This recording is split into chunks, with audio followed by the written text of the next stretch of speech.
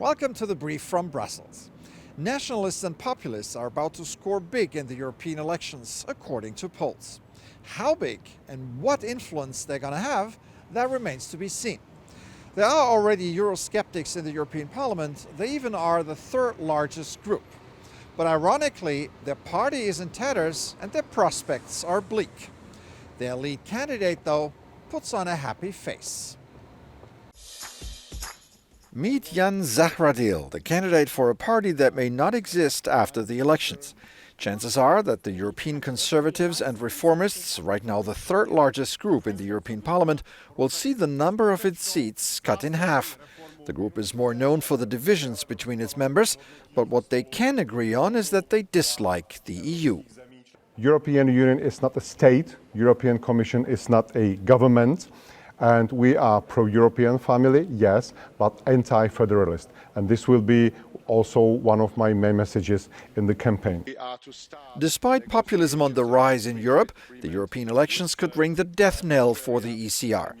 Yet trying to defy the odds, the 56-year-old Czech politician courageously keeps on campaigning. In the outgoing legislature, the ECR had 71 seats in the European Parliament. 38 MEPs came from Britain and Poland alone, 19 each. 6 came from Germany and 4 from Belgium and Italy. The rest came from 13 other countries having no more than 3 MEPs. Why were Britain and Poland so starkly overrepresented? The Eurosceptic ECR was founded after the 2009 election at the behest of then British Conservative Party leader David Cameron. He and his party did not want to side with the pro-European Christian Democrats.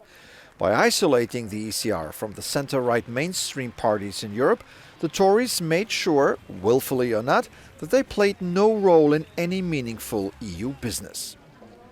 Today, as the Tories are among the main drivers of Brexit in the United Kingdom, they almost ignore the European elections. They simply have no appetite of campaigning on Europe, like their voters.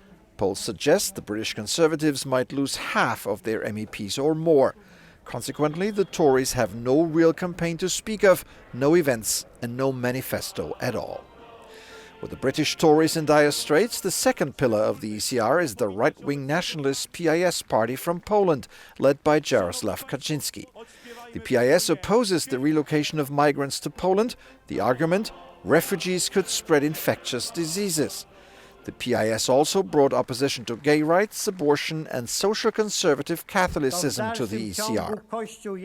The Church is still the only depository of the system of our values. Who raises his hand on the Church, wants to destroy it, raises his hand against Poland.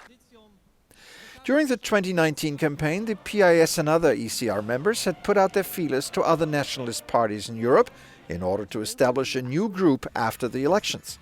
It's not sure whether the ECR can survive a major shake-up, with the British Tories sharply reduced and the polls on their way out. The party name might disappear, but the Eurosceptic forces will still be there. And now more news in brief, all dealing with the European elections.